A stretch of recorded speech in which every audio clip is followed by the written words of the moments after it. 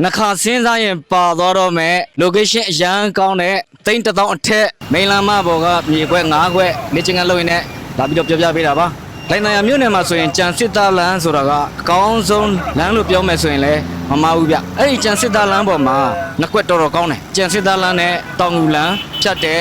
ဒီတင်းနဲ့ခွန်မီးပွိုင်းလမ်းစုံပေါ့နော်အဲ့ဒီလမ်းစုံနားကမြေခွက်နှစ်ကွက်ပထမတစ်ခွက်ကပေ40 60ခရအမီပေါက်နဲ့ယခုလက်ရှိခေါ်ထားတဲ့ဈေးက2600သိန်းပေါ့နော်နောက်ထပ်တစ်ခွက်က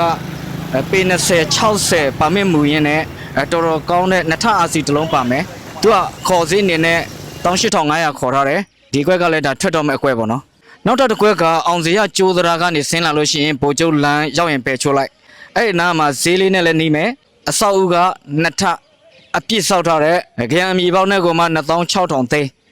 ညင်နိုင်စီလေးနဲ့ရပါမယ်နောက်တစ်ခွက်က BOC မှတိုင်ပေါ့နော်ဒီနေရာကအမငါလန်းနဲ့ညောင်တုံးလန်းစုံတဲ့နေရာပေါ့နော် BOC မှတိုင်ထိတ်စင်ပြူရှင်လန်းထိတ်လို့လည်းပြောလို့ရတယ်